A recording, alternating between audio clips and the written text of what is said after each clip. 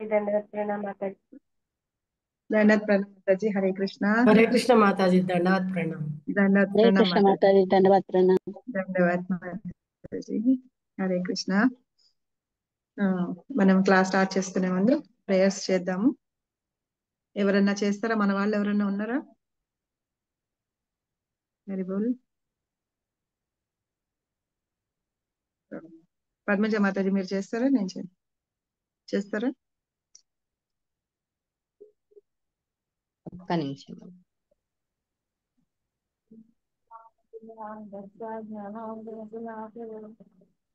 ఎవరు స్టార్ట్ చేశారు? ఆల్రెడీ చెప్పండి, చేయండి। సూర్య మహాలక్ష్మి మాతాజీనా? ఎవరు చెప్తున్నారు? ముగ్గురు ఆన్లో ఉన్నారు। నేను చెప్పనా మాతాజీ? చెప్పండి మాతాజీ, చెప్పండి।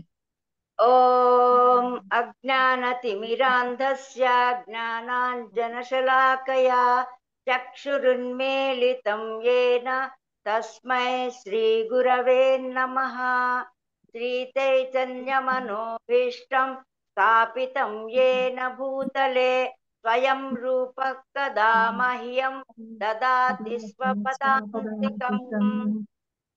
వందేహం శ్రీగురో శ్రీయుతపదకమలం శ్రీగురూన్ వైష్ణవాంశ్చ శ్రీరూపం సాగ్రజాతం సహగణ రఘునాథాన్వితం తం సజీవం సైతం సావధూతం పరిజన సహితం కృష్ణ చైతన్య దేవం శ్రీరాధా కృష్ణ పాదాన్ లలితా శ్రీ విశాఖాన్వితాంశ్చ హే కృష్ణ హే కరుణా కృష్ణ సింధో కరుణా సింధో దీనబంధో జగత్పతే గోపేశ గోపికా కాంత రాధా కాంత నమోస్తుతే తప్త కాంచన గౌరాంగీ రాధే బృందావనేశ్వరి వృషభానుసుతే దేవి ప్రణమామి హరిప్రియ ప్రణమామి కల్పతరుభ్యశ్చ కృపా సింధుభ్య ఏవ చ పతితానాం పావనేభ్యో వైష్ణవేభ్యో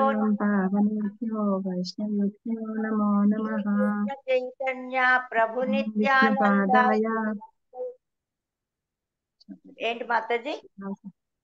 నమో విష్ణుపాదాయ కృష్ణ పృష్ఠాయ భూతలే శ్రీమతే భక్తి వేదాంత స్వామిన్ ఇతి నామినే నమస్తే సారస్వతి దేవే గౌరవాణి ప్రచారిణే నిర్విశేష శూన్యవాది పాశ్చాత్య దేశతారిణే జయ శ్రీ కృష్ణ చైతన్య ప్రభు నిత్యానంద శ్రీ అద్వైత గదాధార శ్రీవాసాది గౌర భక్త వృంద హరే కృష్ణ కృష్ణ కృష్ణ హరే హరే హరే రామ రామ రామ హరే హరే। మూకం కరోతి వాచాలం పంగం లంఘాయతే గిరిం యత్కృపాతమహం వందే శ్రీగురుం దీనతారిణం పరమానందమాధవం శ్రీ చైతన్య ఈశ్వరం। जगन्नाथ बलदेव सुभद्रा मैया की जय, गौर निताई की जय, नरसिंह हरे भगवान की जय, नीताई गौर सीतानाथ प्रेमानंदे हरि हरि बोल। Thank you very much Mataji, బాగా చెప్పారు। సో ఇట్లా అందరూ ప్రతిసారి ఒక్కొక్కళ్ళు టర్న్ తీసుకొని చెప్తూ ఉండండి। సో మనం భగవద్గీత 108 శ్లోకాలు చదువుకుంటున్నాం। మొన్న వారం మనము ఫస్ట్ శ్లోకం చదువుకున్నాం। ఏంటి? ఫస్ట్ చాప్టర్ లో ఫస్ట్ శ్లోకం అయింది, తర్వాత రెండో చాప్టర్ లో కూడా 2.7 ఒకటి చదువుకున్నాం, కార్పణ్య దోషాన్ని। ఎవరికన్నా శ్లోకాలు గుర్తున్నాయా? అంటే చూడకుండా చెప్పగలరా?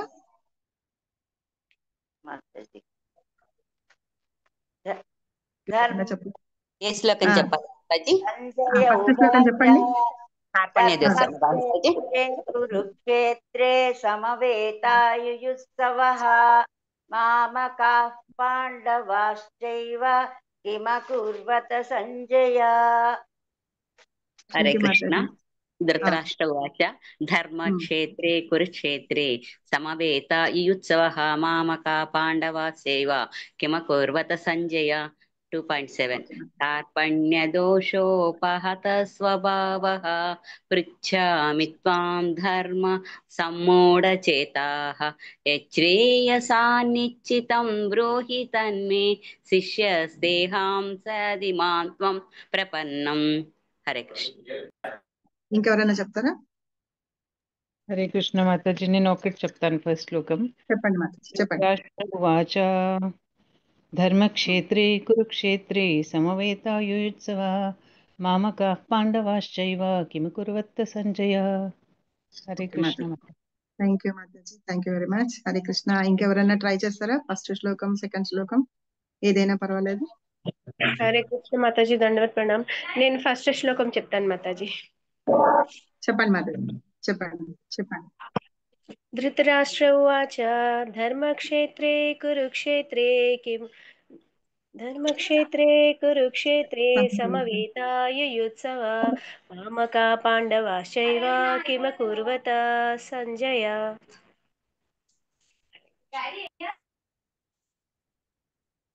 ఇంకెవరైనా ట్రై చేస్తారా?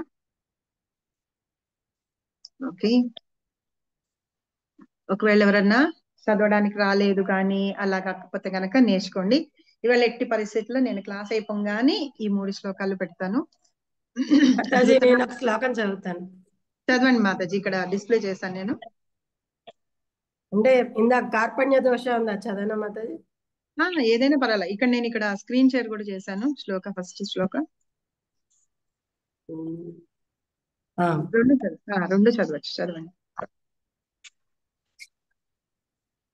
ధృతరాష్ట్ర ఉవాచ ధర్మక్షేత్రే కురుక్షేత్రే సమవేతాయుయుత్సవః మామకాః పాండవశ్చైవ కిమ కుర్వత సంజయ. కార్పణ్యదోషాపహత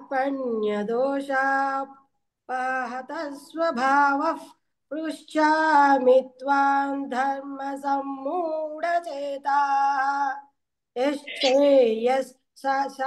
నిశ్చితం బ్రూహి తన్మే శిష్యే స్నేహం షాదిమాన్ త్వాం ప్రపన్నం. థర్డ్ శ్లోకం ఇది మనం స్టార్ట్ చేసాము. శ్రీ భగవానువాచ శ్రీ భగవానువాచ అశోచ్యానన్వశోచస్త్వం ప్రజ్ఞావాదాంశ్చ భాషసే గతాసూన గతాసూంచ నానుశోచంతి పండితాః. Thank you very much. ఎవరైనా చదువుతారా ఈ శ్లోకం? శ్రీ భగవానువాచ. హరే కృష్ణ మాత. చదవండి.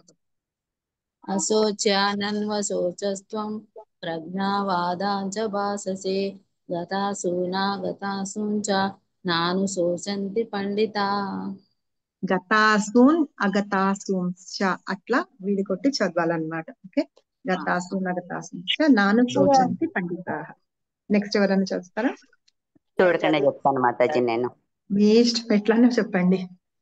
శ్రీ భగవాన్ వాచ గతాసూన గతాంసూంచ నాను అశోచ్యానన్య శోచంస ప్రజ్ఞావాదాంస భాషసే గతాసూన గతాంసూంచ నాను శోచితు పండితాః.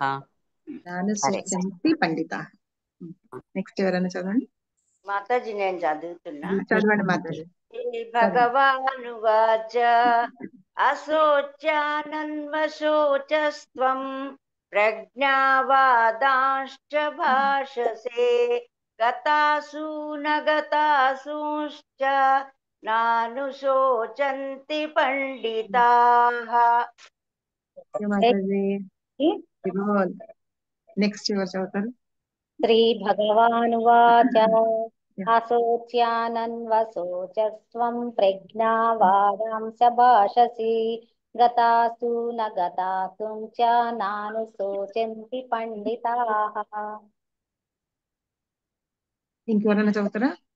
శ్రీ భగవానువాచ అశోచ్యానన్వశోచస్త్వం ప్రజ్ఞావాదాంశ భాషసే గతాసూన గతాసూంశ్చ నాను శోచంతి పండితాః. హరే కృష్ణ మాతాజీ. హరే కృష్ణ మాతాజీ.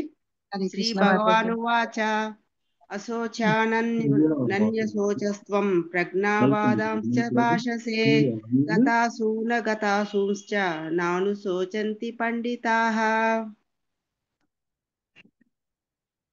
మాతాజీ చదువుతారా మీరు? ఓకే.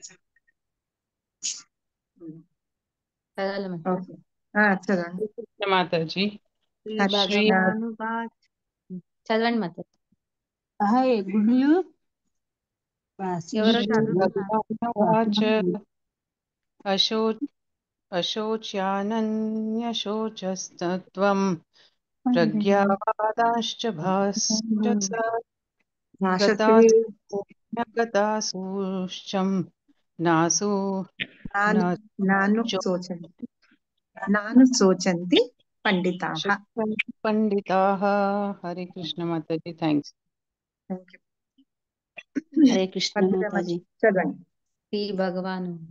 శ్రీ భగవానువాచ అశోచానన్వశోచస్వం ప్రజ్ఞావాదాం చ భాషసే గతాసు న గతాసు చ నాను శోషంతి పండితా. శోచించడం అంటే ఆలోచించడం అన్నమాట. అక్కడ దుఃఖిస్తున్నాడు అర్జునుడు. ఎలా అంటే అశోచాన్ అన్వశోచస్త్వం ప్రజ్ఞావాదాంచ భాషసే గతాసూన్ అగతాసూంశ్చ నాను శోచంతి పండితాః. ఇది శ్లోకము. మనం అయిపోయిన తర్వాత మళ్ళీ ఇంకొకసారి నేను చెప్తాను, మీరు రిపీట్ చేయండి రాని వాళ్ళకి. సో ఇక్కడ ఏం చెప్తానంటే ఎవరైనా సరే ఇది అనువాదం చదువుతారా? హరిబోల్.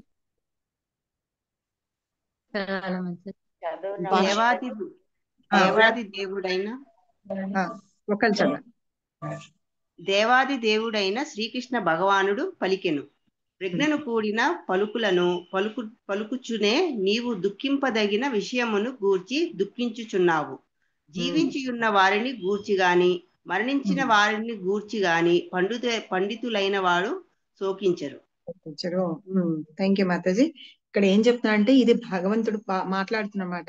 అర్జునుడు ఏం చెప్పాడు? కార్పణ్య దోష ఉపహృస్వభావ అన్నాడు కదా. కార్పణ్య దోషాలతోటి నేను దుఃఖితుడని అయిపోయి ఉన్నాను, నాకు నువ్వే గురువు, నువ్వే శరణు, కాబట్టి నాకు మార్గదర్శకత్వం చూపించు అని అర్జునుడు అడుగుతాడనమాట. అడిగిన తర్వాత అప్పుడు కృష్ణుడు ఇక్కడ మాట్లాడుతూ ఉన్నారు. ఏమంటున్నారు? అశోచాన్ అన్వశోచస్త్వం అంటున్నారు అనమాట. అంటే నువ్వు దుఃఖించాల్సిన విషయాల గురించి నువ్వు దుఃఖించట్లేదు, అన్ని ప్రజ్ఞ ఉన్నవాడిలాగా పలుకుతున్నావు, కానీ నువ్వు అవసరమైన వాటి గురించి దుఃఖించట్లేదు, అనవసరమైన వాటి గురించి నువ్వు దుఃఖిస్తున్నావు అని. ఇందులో రెండు విషయాలు చెప్తారనమాట. ఒకటి, జీవించి ఉన్న వారి గురించి మరణించిన ఉన్న వారి విషయాల గురించి పండితులు అనేవాళ్ళు శోకింపరు అని చెప్తున్నారు అనమాట. అయితే ఇక్కడ ఏంటంటే జీవించిన వాళ్ళు మరణించిన వాళ్ళు అని ఇద్దరు గురించి చెప్తున్నారు. మళ్ళీ ఇంకొకసారి షేర్ చేస్తాను.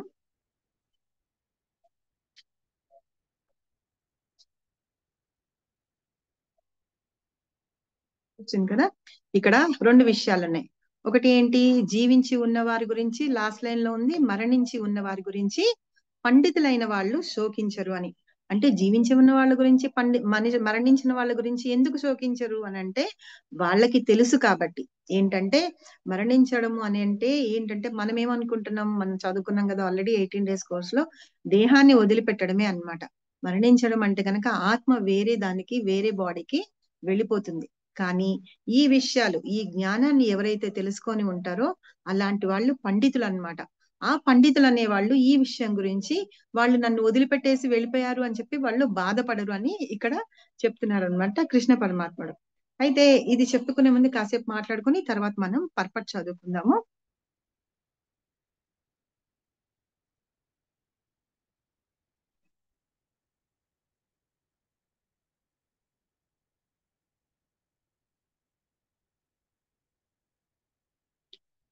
ఏం చెప్తున్నారంటే ఇక్కడ మనము లాస్ట్ వీక్ నేను ఒకటి చెప్పాను, భాగవతంలో ఒకటి ఉంటుంది అని చెప్పేసి.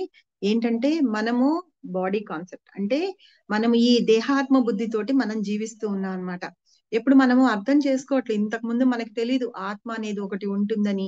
అన్లెస్ మనం కృష్ణ కాన్షియస్ లోకి రాకముందు వరకు కూడా, లేకపోతే భగవద్గీత చదవక ముందు వరకు కూడా మనకి ఆత్మ ఒకటి ఉంటుందని, ఆత్మ వేరు అని, దేహం వేరని, మరణం అనేది దేహానికి ఒక్కదానికే ఉంటుందని, ఆత్మకి ఉండదని, ఆత్మ శాశ్వతమైనదని, ఈ విషయాలన్నీ మనకి ముందు తెలియవన్నమాట. అయితే మనం అలా తెలుసుకోకుండా ఉంటూ ఉంటాం కాబట్టి మనం దేహాత్మ బుద్ధిలో ఉంటాము అని అన్నమాట. అయితే ఆత్మ అందులో మన దానిలో ఒకటి ఉంది అని మనకి అర్థం కాదు, తెలియని కూడా తెలియదు. అసలు శరీరము అంటే ఏంటంటే, ఒక శరీరము లాస్ట్ వీక్ చెప్పినవి గుర్తుందా ఎవరికన్నా? నేను అసలు శరీరము వేటితోటి నిర్మించబడి ఉంటుంది అని చెప్పి కొంచెం చెప్పాను కదా విపుల్? పంచభూతాలతోటి. పంచభూతాలు ఇంకా పంచభూతాలతోటి. పంచేంద్రియాలు, పంచభూతాలు, పంచ ప్రాణాలు, 24 తత్వాలతో ఉంటుంది. ఇది అహంకారం చిత్తం. సరే, అవన్నీ కాకుండా నేను మీకు ఏం చెప్పానంటే, మన శరీరము ఎముకలు ఉన్నాయి లోపల, ఎముకలు, రక్తము, చీమ లాంటివి, తర్వాత కొన్ని అంటే మాంసము, వీటన్నిటితోటి కలిపి ఉందన్నమాట మన శరీరము. పంచభూతాలు అవన్నీ ఉన్నాయి. మన దేహం అనేది వాటితోటి నిర్మింపబడి ఉంటుంది అనమాట. ఈ ఎముకలు వాటన్నిటితోటి కూడా ఉంటుంది కదా. ఇది శ్రీమద్ భాగవతంలో 10వ క్యాంటంలో 84వ చాప్టర్ లో 13వ శ్లోకంలో చెప్తారనమాట. అయితే మనం ఏం చేస్తామంటే, మన శరీరం వీటితోటి ఉండి తయారు చేయబడి ఉంటుంది కదా, వాటి మీద మనం మోహంతో ప్రవర్తిస్తూ ఉంటామని, ఎప్పుడు మనకి ఈ పైన ఉన్న శరీరాన్ని బాగా మంచిగా పెట్టుకోవాలని, అందరికి అట్రాక్టివ్ గా కనిపిస్తూ ఉండాలని చెప్పి మనం దాని గురించే మెయింటైన్ చేస్తూ ఉంటాం తప్పించి, లోపల ఉన్న ఆత్మ అనేది ఉంది చూసారా, దాని సాటిస్ఫాక్షన్ కోసము దాన్ని ఎప్పుడు మనము పట్టించుకొని ఉండమట. సో అలాంటి వాళ్ళందరూ దేహాత్మ బుద్ధిలో ఉన్న వాళ్ళు అవుతారు అని చెప్పేసి ఇందులో చెప్తున్నారు. అదే ఈ వీటన్నిటితోటి తయారు చేయబడింది ఒక శరీరము అని చెప్పి 10th క్యాంటోలో దీని గురించి చెప్తారనమాట. కాబట్టి ఇంకా అవే కాకుండా మ్యూకస్ అంటారు, ఈ చొంగ ఇలాంటివన్నీ ఉంటాయి చూసారా, స్టూల్ అంటాము, యూరిన్, ఇలాంటివన్నీ కూడా మన శరీరంలో ఉన్నాయన్నమాట. ఎప్పుడైతే ఈ శరీరం పైన ఉన్న ఈ తోలు మనం తీసేస్తాం అనుకోండి, లోపల మాంసం ముద్ద ఉంటుంది. అలా ఉన్నప్పుడు దాంతో ఈ తోలు తీసేసిన తర్వాత నేను పలానా అని చెప్పి మనం గుర్తించగలుగుతాము? గుర్తించలేం కదా. అదే అన్నమాట మనం చేస్తున్న తప్పు. ఈ లోపల ఉన్న ఈ మాంసం ముద్ద మీద ఒక చర్మం అనేది ఏర్పడి దాని ద్వారా మన రికగ్నిషన్ ఉంటుందన్నమాట. నేను పలానా పద్మిని అని, పద్మజ మాతాజీ అని, ప్రసన్న మాతాజీ అని, అలాగా మనవి గుర్తింపబడతాయి. ఎప్పుడైతే ఈ తోలు ఏదైతే ఉంటుందో తీస్తామో అప్పుడు అంతా మాంసం ముద్దలాగా ఉంటుంది, అందరూ ఒకేలాగా ఉంటారు, మనం తెలుసుకోలేకపోతాం అన్నమాట. కాబట్టి ఏంటంటే మనం అది దృష్టిలో పెట్టుకొని మనము, నేను, నా అనే అహంకారంతో ఇంకా ఈ దేహాత్మ బుద్ధితోటి ఉంటూ ఉంటాం. కాబట్టి ఈ శరీరం నాది, మనొక్కళ్ళమే ఉన్నాము, అంటే ఇది నాది, పలానాది నాది, ఈ ఇల్లు నాది, ఆ ఇది నాది, వీళ్ళు నా పిల్లలు, నా సంసారం, నా వాకిలి, అట్లా అనుకుంటూ ఉంటాం అన్నమాట. కానీ మొత్తం ప్రపంచం అందరూ అలాగే అనుకుంటూ ఉంటారంటే చాలా కొద్ది మంది మాత్రమే ఎవరైతే ఈ జ్ఞానం గురించి తెలుసుకుంటారో వాళ్ళు మాత్రమే ఆలోచిస్తారనమాట. అలాంటి వాళ్ళే ఈ మరణించే వాళ్ళ కోసము, జీవించి ఉన్న వాళ్ళ కోసం మరణిస్తున్నారు అన్న వాళ్ళ గురించి బాధపడరు, వాళ్ళ గురించి అనుకోరని. ఇప్పుడు అర్జునుడు ఏం చేశాడు, కృష్ణుడిని తన గురువుగా మార్చుకొని మార్గదర్శకత్వం చూపించమన్నారు కదా. అప్పుడు కృష్ణుడు అర్జునుడికి చెప్తూ ఉన్నాడు అనమాట, నువ్వు అలాంటి వాటి గురించి నువ్వెందుకు బాధపడుతున్నావు, నీకు ఆల్రెడీ జ్ఞానం ఉంది. ఎందుకంటే అర్జునుడు అంత గొప్పవాడు, అంత మేధావి, అంత పరాక్రమవంతుడు అన్ని కూడా అయినా సరే అతను ఆ టైంకి అలా ఉండిపోయినాడు అంటే కొంచెం అటాచ్మెంట్ అన్నమాట. అంటే తన వాళ్ళందరూ అక్కడ ఉన్నారు కదా, దాంతో అటాచ్మెంట్ వచ్చి ఒక్కసారిగా నేను చేయలేను అని. అయితే యుద్ధరంగంలో అలాంటి పరిస్థితి కూడా రప్పించింది భగవంతుడే స్వయంగా. ఎందుకంటే మనకందరికి కూడా భగవద్గీత అనే జ్ఞానాన్ని మనకందరికి అందించాలి కదా, అందుకని భగవంతుడే చేశారు అని కూడా ఆచార్యులు చెప్తూ ఉంటారు. ఇదిగా తెలుసుకొని అర్జునుడు కరెక్ట్ గా ఎవరి చేత అయితే చెప్పించుకోవాలో వాళ్ళని సెలెక్ట్ చేసుకొని కరెక్ట్ గా ఏంటంటే సజెషన్స్ తీసుకొని తను మార్గదర్శకత్వం కోసం అడిగాడు అనమాట. ఇక్కడ మనము 2 విషయాలు తెలుసుకుంటాం. అగతాం అంటే గతాసు, అగతాసు అంటే అగతాసు అంటే జీవించి ఉన్న వారి కోసం, గతాసూన్ అంటే అయిపోయిందనమాట, మరణించిన వాళ్ళ కోసం. ఆ 2 విషయాల గురించి చెప్తున్నారు అనమాట. ఈ 2 విషయాలు అంటే మనం ఒకటి ఎలా చెప్పుకోవాలంటే, చలనం ఉన్నట్టుగాను చలనం లేని వాళ్ళ గురించి, అంటే మరణించిన వాళ్ళంటే చలనం లేని వాళ్ళ గురించి, బతికి ఉన్న వాళ్ళ గురించి అంటే చలనం ఉన్న వాళ్ళ గురించి చెప్తున్నారు అనమాట. ఇప్పుడు చలనం లేని వాళ్ళల్లో ఆత్మ ఉండదు, చలనం ఉన్న వాళ్ళలో ఆత్మ ఉంటుంది. అప్పుడు ఆత్మ ఎక్కడికి వెళ్ళిపోతుంది అని మనం తెలుసుకోవాలన్నమాట. ఇప్పుడు ఆత్మ వెళ్ళిపోతుంది అంటే వేరే శరీరంలోకి ధారణ చేస్తుంది అని మనం అర్థం చేసుకున్నాం ఆల్రెడీ. అయితే ఇప్పుడు ఈ భౌతిక శరీరం ఏంటి అంటే ఎట్లా ఏమైపోతుంది అంటే 3 రకాలుగా పంచభూతాల్లో కలిసిపోతుంది అనమాట. ఎక్కడి నుంచి అయితే ఎలాగా వేటితోటి తయారు చేయబడిందో మన శరీరము అదే అలాగా వాటిల్లో కలిసిపోతుంది. ఏ రకంగా చేస్తాము? ఒకటి శరీరాన్ని మనం దహనం చేస్తాం. దహనం చేసినప్పుడు బూడిదలాగా అయిపోతుంది. రెండోది పాతి పెడతారు కదా, భూమిలోకి పాతి పెడతారు. తర్వాత అది భూమిలోకి కలిసిపోతుంది. కొంతమంది ఏం చేస్తారంటే అనాథ శవాల్ని అన్నట్టుగా వదిలిపడేస్తూ ఉంటే రాబందులు, కుక్కలు అన్ని పీక్కొని తింటూ ఉంటాయి. అవి తిన్నప్పుడు ఏంటంటే వాటి స్టూల్ అంటాం కదా, రాబందులు అవి రెట్టలు అవన్నీ వేస్తూ ఉంటాయి కదా, అలా పడుతూ ఉంటాయి అన్నమాట. సో అలాంటి ఈ శరీరం గురించి మనం ఎందుకు బాధపడుతున్నాము అని చెప్పేసి అంటారు అన్నమాట. సో ఇది ఈ విషయాన్ని గురించి ఫస్ట్ క్యాంటోలో శ్రీమద్ భాగవతంలో కూడా ఉంది. ఈ పంచభూతాల ద్వారా నిర్మించబడి ఉన్న మన శరీరాన్ని మళ్ళీ పంచభూతాల్లోనే కలిసిపోతుంది అనమాట. అలాంటి అంటే తాత్కాలికమైన దాని గురించి మనం ఎప్పుడు బాధపడుతూ ఉంటాం అన్నమాట. సో ఈ 3 రకాలుగా బూడిద అయిపోయినప్పుడు భూమిలో కలిసిపోతుంది, లేకపోతే మనం నీళ్లలో కలుపుతాం ఎముకల్ని అవి తీసుకెళ్ళినప్పుడు, మిగతా బూడిద అంతా కూడా భూమిలో కలిసిపోతుంది. అలాగే పాతి పెడతాం కదా కొంతమందిని, అలా పాతి పెట్టినప్పుడు కూడా మట్టిలో కలిసిపోతుంది అన్నమాట. మట్టిలో కలిసిపోయి ఎముకలు మాత్రమే మిగిలిపోతాయి. సో ఈ రకంగా మనం 3 రకాలుగా మన శరీరం ఇది అవుతుంది అనమాట. కాబట్టి ఈ 2 విషయాల గురించి అర్థం చేసుకున్న వాళ్ళు, అంటే మరణించిన వారి గురించి, మరణించిన వాళ్ళ గురించి, మరణించని వాళ్ళ గురించి, వాటి రెండింటి గురించి నీకు అన్ని జ్ఞానం తెలుసు. అయినా సరే నువ్వు ఏం చేస్తున్నావు? బాధపడుతున్నావు, అనవసరంగా బాధపడుతున్నావు. బాధపడాల్సిన విషయం గురించి నువ్వు బాధపడకుండా వేరే దాని గురించి బాధపడుతున్నావు. పైగా ఎలాగ బాధపడుతున్నావు? పెద్ద జ్ఞానవంతుడు అయి ఉండి ఒక జ్ఞానం లేని అతనిలాగా నువ్వు బాధపడుతున్నావు అని చెప్పేసి ఇక్కడ భగవంతుడు అర్జునుడితోటి చెప్తున్నారన్నమాట. తెలుసుకోవాల్సిన విషయాల గురించి కాకుండా తెలుసుకోకుండా ఉండవలసిన విషయాల గురించి, అవసరమే లేని విషయాల గురించి బాధపడుతున్నావు అని చెప్పేసి ఇక్కడ భగవంతుడు అర్జునుడికి చెప్తున్నాడు అనమాట. ఇప్పుడు నేను చెప్పింది మీకు అర్థమైందా? హరి బోల్. అర్థమైంది మాతాజీ.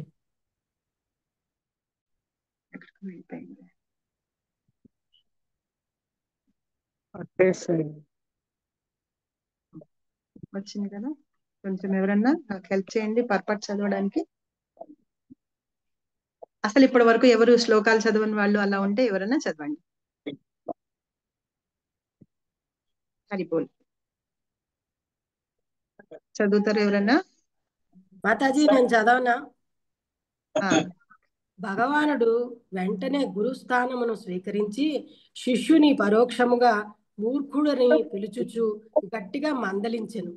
భగవానుడు ఇట్లు పలికెను, నీవు పండితుని వలె భాషిస్తున్నావు, కానీ నిజముగా పండితుడైన వాడు అనగా దేహమును మరియు ఆత్మను గూర్చి ఎరిగినవాడు దేహము యొక్క ఏ స్థితి గూర్చియు జీవించియున్న స్థితి ఎందు గాని మృత స్థితి ఎందు గాని శోకింపబడనని నీవు ఎరుగవు. ఒక నిమిషం. సో ఇక్కడ ఏంటంటే ఇప్పుడు స్వయంగా భగవంతుడిని నువ్వు నా గురువువి, నాకు మార్గదర్శకం చూపించమన్నారు కదా. అందుకని ఇప్పుడు కృష్ణుడు గురువు స్థానంలో ఉండి అర్జునుడిని అంటున్నారనమాట. ఇండైరెక్ట్ గా ఏమని చెప్తున్నారంటే, నువ్వు మూర్ఖుడివి. అంటే ఆల్రెడీ అతను చాలా జ్ఞానవంతుడే, అయినా సరే ఈ మాటలు మాట్లాడేటప్పటికి నువ్వు ఇంత మూర్ఖుడిలాగా మాట్లాడుతున్నావేంటి? కానీ మాట్లాడేది మాత్రం పండితుడిలాగా మాట్లాడుతున్నావు, కానీ మూర్ఖుడిలాగా ఉన్నావు అని చెప్పి ఇంకా ఏం చెప్తున్నారు? ఆత్మ గురించి తెలుసుకోవడము, ఒక దేహం యొక్క స్థితిని గురించి తెలుసుకోవడం. ఇప్పుడు మనం చెప్పుకునేది అదే. ఒక దేహం అంటే ఏముంటుంది, ఆత్మ అంటే ఏముంటుంది. దేహాన్ని వేటితోటి నిర్మింపబడి ఉంటుంది. తర్వాత ఆ దేహం తర్వాత కొన్ని రోజుల తర్వాత అది శిథిలం అయిపోతుంది అనమాట. అలాంటి వాటి గురించి నువ్వెందుకు బాధపడుతున్నావు అని చెప్పేసి ఇక్కడ అడుగుతున్నారు కృష్ణ. అదే జీవించి ఉన్న స్థితి ఎందు గాని మృత స్థితి ఎందు గాని వాటి గురించి నువ్వెందుకు శోకిస్తున్నావు అని చెప్పి చెప్తున్నారు అనమాట. చదవండి మాతాజీ. తదుపరి అధ్యాయాలందు వివరింపబడుతున్నట్టుగా భౌతిక పదార్థము, ఆధ్యాత్మిక జీవ పదార్థము మరియు ఆ రెండింటిని నియంత్రించు వానిని గూర్చి ఎరుగుటయే జ్ఞానము. అర్జునుడు ఇప్పుడు భౌతిక పదార్థం అంటే ఈ పైన మన శరీరం అన్నమాట, అంటే బాహ్య శరీరం. తర్వాత ఆధ్యాత్మిక అంటే జీవ పదార్థం అంటున్నాడు కదా, అది ఆత్మ అన్నమాట.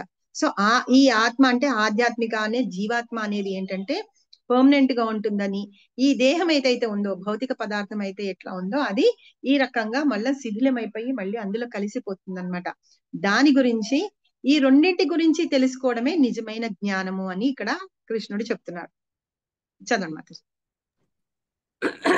మాతాజీ కొంచెం స్క్రీన్ పెద్ద చేయగలరా? అంటే నాకు కొంచెం ప్రాబ్లం గా ఉంది కొంచెం. అర్జునుడు రాజకీయాలు లేదా సాంఘిక ఆచార విషయముల కంటేను మత ధర్మ నియమములకే అధిక ప్రాధాన్యత ఇవ్వవలెనని వాదించెను. కానీ భౌతిక పదార్థము, ఆత్మ, భగవానుని గూర్చి జ్ఞానము మత ధార్మిక నియమముల కంటేను మరియు ప్రధానమైనది దని అతడెరుగకుండెను. అట్టి జ్ఞానము ఎక్స్ప్లెయిన్ చేస్తారా మాతాజీ? ఇప్పుడు ఏమంటున్నారు, మామూలుగా ఏమంటే రాజకీయాలు సాంఘికంగా అంటే ఇప్పుడు ఏమనుకుంటున్నాడు, అక్కడ రాజులు వాళ్ళందరూ ఉన్నారు కదా, వాటి గురించి మళ్ళీ ఆచార వ్యవహారాల గురించి ఏమన్నాడు అర్జునుడు. మనం అంటే ఇప్పుడు ఆ యుద్ధంలో వాళ్ళు చాలా మంది చనిపోతారు అనుకోండి, వాళ్ళ భార్యలు విధవులైపోతారు, ఆ పిల్లలు అనాథలైపోతారు, కొంతమంది వేరే ఇదిలాగా అయిపోయి వాళ్ళు వేరే రకంగా ఇంకొకళ్ళతోటి ఉంటూ ఆ అనవసరమైన సంతానం అనేది వస్తూ ఉంటారు, వాళ్ళు సమాజానికి చాలా చేటు కూడా అని చెప్పి. సో ఈ విషయాలన్నీ ఆలోచిస్తున్నావు తప్పించి నువ్వు అసలు అవసరమైన విషయం ఏంటంటే ఈ దేహం ఎక్కడికి వెళ్ళిపోతుంది, తర్వాత వాళ్ళ ఆత్మ ఎక్కడికి వెళ్ళిపోతుంది, తర్వాత భగవంతుడి గురించి చెప్పే ఆ జ్ఞానము, వాటన్నిటి గురించి అర్థం చేసుకోవట్లేదు అనమాట. అందుకని ఆ జ్ఞానం లోపించింది అని చెప్పి అంటూ భగవంతుడు అర్జునుడికి నీకు జ్ఞానం లోపించింది అని ప్రజ్ఞావంతుడిగా మాట్లాడుతున్నావు అని చెప్పి చెప్తున్నారు అనమాట. అట్టి జ్ఞానము లోపించుట చేత అతడు తనను తాను గొప్ప ప్రజ్ఞావంతునిగా ప్రదర్శించుకుంటూ భాషించి ఉండకూడదు. అతడు సహజంగా గొప్ప పండితుడు కాకపోవుటచే అతడు విచారింపదగని విషయమును గూర్చి విచారించుచుండెను. దేహము ఒకప్పుడు పుట్టును, అది నేడు గాని రేపు గాని నశింపక తప్పదు. కనుకనే దేహము ఆత్మ వలె ముఖ్యమైనది కాదు. ఇది ఎరిగిన వాడే నిజమైన పండితుడు. అట్టి వానికి భౌతిక దేహము ఏ స్థితి ఎందున్నను దుఃఖము కారణము కాజాలదు. Hare Krishna. Hare Krishna. Thank you very much మాతాజీ. ఇప్పుడు అదే అన్నమాట, తను ఇప్పుడు ఏంటంటే ఒక క్వశ్చన్ ఇస్తే ఆ క్వశ్చన్ కి ఆన్సర్ కరెక్ట్ ఆన్సర్ కాకుండా చుట్టూ తిప్పి ఆన్సర్ చెప్పడం అన్నమాట. సో నువ్వు అసలు ఆన్సర్ ఏంటి, నువ్వు చేయాల్సింది జ్ఞానం అంటే ఏంటంటే దేహాత్మ గురించి ఆలోచించడం, దేహం గురించి ఆత్మ గురించి ఉన్న జ్ఞానం గురించి నువ్వు తెలుసుకోవాలి. దాని గురించి మాట్లాడకుండా నువ్వు చాలా ప్రజ్ఞావంతుడిలాగా గొప్పవాళ్ళగా వాటన్నిటి గురించి మిగతా వాటన్నిటి గురించి మాట్లాడుతున్నావు ఏంటి అని చెప్పి, అందుకని భగవంతుడు ఇక్కడ నువ్వు పండితుడిలాగా మాట్లాడుతున్నావేంటి, పండితుడు అయ్యి ఉండి పెద్ద పండితులాగా మాట్లాడుతున్నావు, కానీ నువ్వు మాట్లాడేది అనవసరమైన విషయాలు మాట్లాడుతున్నావు, దేని గురించి బాధపడాలో వాటి గురించి బాధపడట్లేదు అంటే చెప్తూ, ఇప్పుడు ఈ దేహం ఉందనుకోండి, ఈ దేహం కొన్ని రోజుల తర్వాత నశించిపోతుంది, అలాగే ఆత్మ మాత్రం నశించదన్నమాట. ఈ దేహాన్ని విడిచిపెట్టేసి వెళ్ళిన తర్వాత ఆత్మ అదే ముఖ్యమైనది, ఈ దేహం ముఖ్యమైనది కాదు.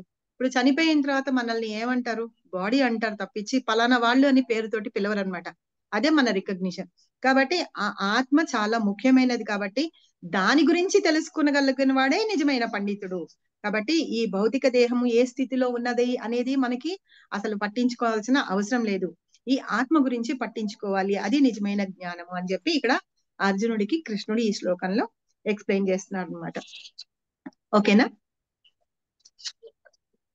ఇందులో మీకు ఏమన్నా డౌట్స్ ఉన్నాయా, ఇందులో గాని లాస్ట్ 2 శ్లోకాల్లో గాని? హరిబోల్. Okay ma'am.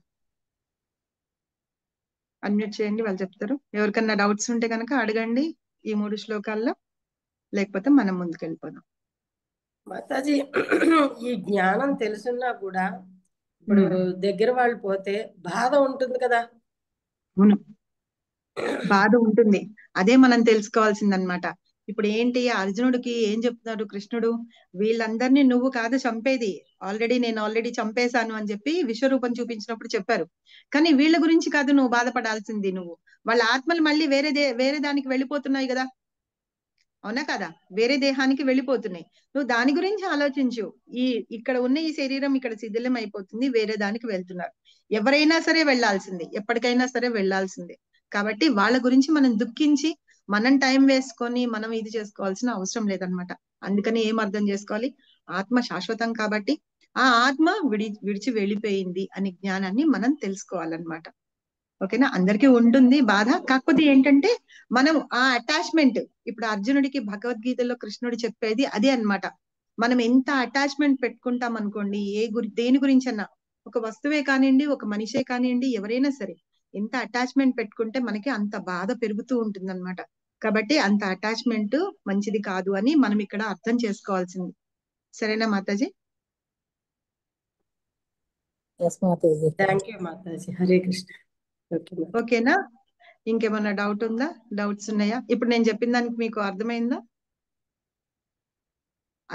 అలా లేకుండా ఉండాలి అని, ఆ జ్ఞానాన్ని మనం తెలుసుకొని ఇలా ఉండాలి అని చెప్పడానికే ఈ భగవద్గీత మనము నేర్చుకుంటున్నాము, చదువుకుంటున్నాం. దాని ద్వారా ఏంటంటే మనం ఎలా ఉండాలి, ఎలా చెయ్యాలి అని తెలుస్తుందన్నమాట. లేకపోతే ఏంటంటే అనవసరంగా బీపీలు, షుగర్లు తెచ్చుకొని, హార్ట్ అటాక్లు ఇవన్నీ తెచ్చుకొని మనం వాళ్ళ గురించి బాధపడుతూ ఉన్నాం. ఇప్పుడు మనం బాధపడుతున్నాము, వాళ్ళు వస్తారా? రారు కదా ఎలాగో, అవునా? రారు మాతాజీ. రారు. అలాగే నాకు ఎట్లా ఉండేదంటే, అంతకు ముందు నాకు బొమ్మలు కలెక్ట్ చేసుకుంటే చాలా ఇష్టం. అయితే ఒక కిడ్డీ బ్యాంక్ బొమ్మని కలెక్ట్ చేసుకున్నాను అనమాట. అది ఏమైందంటే, ఒక రోజు నేను ప్రతిరోజు అందులో మా పాప చేత డబ్బులు వేయిస్తుంటా. చిన్నప్పటి నుంచి నాకు అలవాటు అలాగా. అందులో డబ్బులు వేయించి అది నిండిపోయిన తర్వాత కింద ఉంటుంది, అది ఓపెన్ చేసేసి డబ్బులు తీసేసి అవి తనకి మళ్ళీ ఏమన్నా కొనడానికి యూజ్ చేస్తా. సో అట్లాగా డబ్బులు వేయిస్తూ ఉంటా. ఒక రోజు ఏమైందంటే, మా వారు అక్కడి నుంచి దులుపుతా అనుకో, లేకపోతే ఏదో సామాన్ ఏదో తీస్తూ దాన్ని తీసేటప్పటికి పట్టుమని పగిలిపోయి చిన్న చిన్న ముక్కలుగా అయిపోయింది. ఎంత ఏడ్చానంటే అంత ఏడ్చాను అనమాట. అప్పుడు నేను ఇంకా కృష్ణ కాన్షియస్ లో లేను, నాకు తెలియదు కూడా. ఆ చిన్న బొమ్మ పగిలిపోయినందుకు 100 రూపాయల బొమ్మే పైగా మళ్ళీ ఏంటంటే ఆ బొమ్మ మళ్ళీ దొరకదు, సేమ్ డిట్టో దొరకదు అనమాట. ఇప్పటికీ నేను గుర్తు చేసుకుంటే నన్ను నేను ఏంటి పిచ్చిదానిలాగా 100 రూపాయల బొమ్మ కోసం అంత బాధపడ్డాను, ఎన్ని రోజులు బాధపడ్డాను ఆ బొమ్మ కోసం. అలాగా తర్వాత నేను కృష్ణ కాన్షియస్ లోకి వచ్చిన తర్వాత చిన్నప్పటి నుంచి మమ్మల్ని మా బామ్మగారు పెంచారు. మా బామ్మ అంటే మా నాన్నగారు వాళ్ళ అమ్మ దగ్గరే మేము పెరిగాం. నేను, మా అక్క, మా పెద్దనాన్నగారు అమ్మాయి, మేమందరం ఒక చోట పెరిగాం మా బామ్మ దగ్గర. ఆవిడ మమ్మల్ని స్కూల్ కి పంపించేది, చేసేది. ఆవిడ చనిపోయినప్పుడు చాలా బాధ అనిపించింది. కానీ అప్పుడు నేను కృష్ణ కాన్షియస్ లో ఉన్నాను, నేను చదువుకుంటున్నా. ఎంత అటాచ్మెంట్ అంటే, కింద పడ్డా దెబ్బ తగిలినా ఎవరన్నా అమ్మాను నాన్నను ఏడుస్తారు, మేము మాత్రం బామ్మ అని ఏడుస్తాం అనమాట. ఏడుస్తాం అనమాట. అయితే అట్లా ఏడుస్తుండేప్పటికి మా అమ్మ కూడా చాలా సార్లు కోపం వచ్చేది. వీళ్ళు చూడు నేను పెంచుతున్నాను అంటే, కొన్ని సంవత్సరాలు అయిన తర్వాత అంటే చిన్నప్పుడు మనం ఆ ఫౌండేషన్ దగ్గర మనం ఎక్కడ పెరుగుతూ ఉంటామో అవే బాగా గుర్తుండిపోతాయి మనకి. సో తర్వాత ఒక 5th 6th స్టాండర్డ్కి వచ్చిన తర్వాత మా అమ్మ వాళ్ళ దగ్గరకు వచ్చేసాం. అప్పుడైనా సరే మాకు ఏదన్నా ప్రాబ్లం ఉంది అనుకోండి, మా బామ్మకు ఫోన్ చేసి చెప్పేవాళ్ళం, ఇక బామ్మ ఇట్లా గాని. ఆవిడ కూడా మమ్మల్ని చూడడానికి నెలకు ఒకసారి వచ్చేది, విజయవాడ నుంచి హైదరాబాద్ వచ్చేది అనమాట. అప్పుడు అనిపించేది తర్వాత అంత డీప్ గా అట్లా ఉండి ప్రేమగా ఉన్న వాళ్ళము అట్లాగా. ఆఖరికి నేను సిఏ ఎగ్జామ్స్ రాస్తుంటే కూడా మా బామ్మ నా కోసమని ఎగ్జామ్స్ అప్పుడు మాత్రం కరెక్ట్ గా వచ్చి ఉండేది. ఎందుకు అనే అర్థం కాదు. మా కజిన్ ఏమో తను ఎంబీబీఎస్ రాసినప్పుడు తన దగ్గర ఉండేది, తర్వాత నా సిఏ ఎగ్జామ్స్ అయినప్పుడు నా దగ్గరకు వచ్చేది అనమాట. మా దగ్గరకు వచ్చి మా ఇంట్లో ఉండేది, నా రోజు అక్కడ కూర్చునేది. నేను ఎగ్జామ్ నుంచి ఇంటికి వచ్చే వరకు బయట గుమ్మం దగ్గర కాపలా కూర్చునేది. వచ్చిన తర్వాత ఎగ్జామ్ ఎలా రాసావమ్మా అని చెప్పి అడిగి పంపించేది అనమాట. సో అట్లాగా నేను చదువుకుంటున్నాను సేపు అక్కడ తిరుగుతూ ఉండేది. నిద్రపోకు, చదువుకోమ్మ, మంచిగా చదువుకో అనేది, మంచినీళ్ళు తీసుకొచ్చి నువ్వు వద్దులే బామ్మ అని. అలా మా అమ్మ ఎప్పుడు కూడా మాకు చేయలేదు అనమాట. సో ఆ ఆప్యాయత గాని అటాచ్మెంట్ గాని ఉంటుంది కదా. సో అట్లా అయిన తర్వాత, వెళ్ళిపోయిన తర్వాత కూడా, పెళ్ళయి పిల్లలు వచ్చిన తర్వాత కూడా మేమందరం మా బామ్మ తప్ప మా అమ్మ అనేది ఉండేది కాదనమాట, ఎక్కువ తక్కువ. సో అట్లాగా ఉంటూ ఉండేవాళ్ళం. ఆవిడ పోయిన తర్వాత నాకు అప్పుడు కృష్ణ కాన్షియస్ లో ఉన్నా నేను.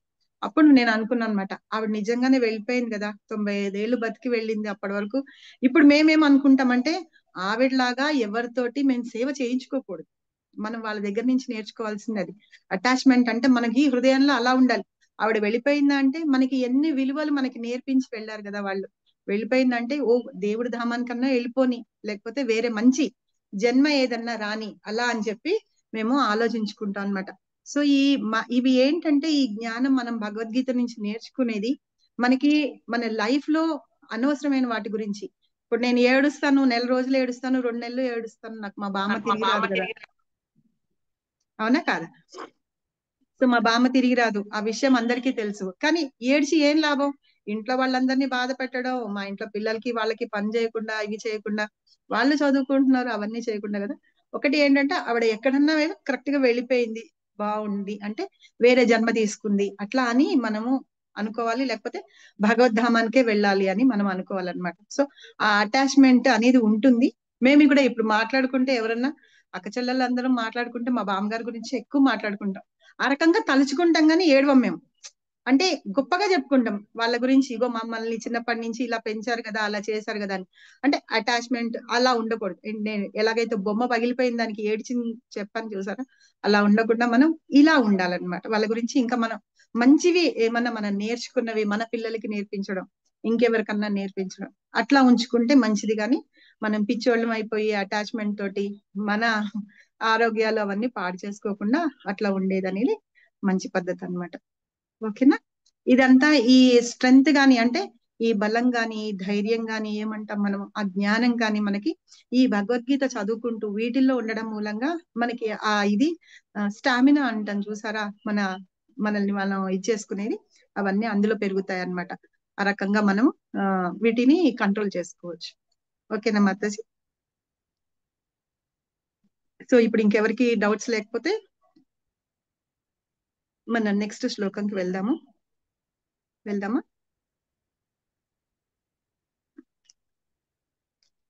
నెక్స్ట్ శ్లోకంకి వెళ్దాము. ఇదేంటంటే ఒక్కసారి ఈ శ్లోకం చదివేసుకుందాము. ఎవరికన్నా చదవడం రాకపోతే గనక నాతో పాటు రిపీట్ చేయండి. అందరూ అన్మ్యూట్ లో పెట్టుకోండి. అశోచాన్ అన్వశోచస్త్వం శ్రీ భగవానువాచ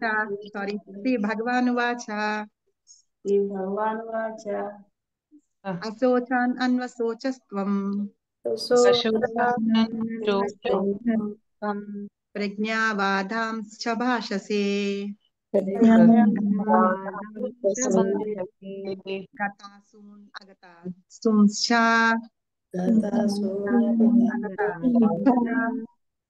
నానుశోచంతి పండితాః.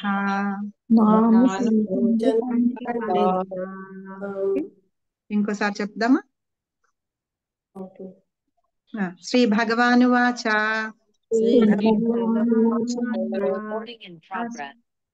అశోచాన్ అన్వశోచస్త్వం లేదు మొత్తం పెట్టినట్టు ఫోన్ వస్తే ఉండట్లేదు. ప్రజ్ఞావాదాంశ్చ భాషసే ఫోన్ వస్తే ఉండదు. హరే కృష్ణ మాతాజీ. గతాసూన్ అగతాసూంశ్చ నానుశోచంతి పండితాః. ఇవాళ నేను ఈ 3 శ్లోకాలు, ఫస్ట్ శ్లోకము ఇందాక 2.7, 2.11 ఈ 3 శ్లోకాలు నేను రికార్డ్ చేసి పెడతాను. అలాగే ముకుందమాల స్తోత్రంలో కూడా పెడతాను. కానీ ఒకటి మనం ప్రతిరోజు ముకుందమాల స్తోత్రం నుంచి కూడా నాకు వీలైనప్పుడల్లా నేను ఒక్కొక్క శ్లోకం చెప్తూ ఉంటాను. ఇది మళ్ళీ నెక్స్ట్ పార్ట్ చెప్తున్నారనమాట. కృష్ణుడు అర్జునుడి తోటి చెప్తున్నారు. నత్వేవాహం జాతు నాసం నత్వం నేమే జనాధిపా నచైవా న భవిష్యామః సర్వే వయామతః పరం. చదువుతారా ఎవరైనా? రిపీట్ చేయనా? నేను చదువుతా మాతాజీ. చదవండి. నత్వేవాహం జాతు నాసం నత్వం నేమే జనాధిపాః న చైవ న భవిష్యామః సర్వే వయమతః పరం. హరే కృష్ణ మాతాజీ. హరే కృష్ణ. ఇంకెవరైనా చదువుతారా? ఒకరి తర్వాత ఒకరు. నత్వేవాహం జాతు నాసం సత్వం నేమే జనాధిపః న చైవ న భవిష్యామః సర్వే వయమతః పరం. ఇది నత్వేవాహం జాతు నాసం నత్వం నేమే జనాధిప. ఓకే, నెక్స్ట్ జనాధిప. హరే నెక్స్ట్ కృష్ణ. జాతు నాసన్ నత్వన్నేమే జనాధిపాః న చైవ న భవిష్యామః సర్వే వయమతః పరం. ఓకే మాతాజీ, థ్యాంక్ యూ. ఇంకెవరైనా చదువుతారా? హరే కృష్ణ. చదవండి చదవండి. నత్వేవాహం జాతు నాసం నత్వం నేమే జనాధిపా నైవ న భవిష్యామః సర్వే వయమతః పరం. ప్రభుజీలు ఎవరైనా చదువుతారా? హరే కృష్ణ. హరే కృష్ణ మాతాజీ. నత్వేవాహం జాతు నాసం సత్వం మే జనాధిప నైవ న భవిష్యామహం సర్వే వయమతః పరం. హరే కృష్ణ. హరే కృష్ణ. ప్రభుజీస్ ఎవరైనా కూడా చదువుతానంటే కూడా చదవండి. సబితా మాతాజీ తర్వాత చదవండి. సబితా నత్వేవాహం మాతాజీ. జాతు నానసం నత్వం నేమే జనాధిపా నాచైవ నా భవిష్యామః సర్వే వయామతః పరం. హరే కృష్ణ మాతాజీ. హరే కృష్ణ. ప్రభుజీస్ ఎవరైనా ట్రాన్స్లేషన్ చదువుతారా? అనువాదం. ఓకే. నేను కాని నువ్వు కాని ఈ రాజులందరూ గాని నిలిచియుండని సమమేదియును లేదు. ఇక ముందు భవిష్యత్తునందు మనమెవ్వరము ఉండకపోము. ఇది భాష్యము ఫస్ట్ పారాగ్రాఫ్ చదవండి. వేదములందును కఠోపనిషత్తు నందును శ్వేతాస్వరోపనిషత్తు నందును అసంఖ్యాకులైన జీవులను వారి వ్యక్తిగతములైన కర్మ పరములను అనుసరించి వారి వివిధ పరిస్థితులను అనుసరించి దేవాది దేవుడు వారిని దూషించుచుండునని పోషించుచుండునని చెప్పబడి ఉన్నది. సార్, దేవాది దేవుడు ప్రతి జీవి హృదయమునందు తన స్వరూపాంతర రూపమున నెలకొని ఉండును. భాష్యాంతరములో భగవానుని దర్శించగలిగిన సాధు పురుషులు మాత్రమే సంపూర్ణమును మరియు శాశ్వతమునైన శాంతిని విజయముగా పొందుచున్నారు. వ్యక్తిత్వమును. ఇది శ్లోకం ఉంది ఉందా?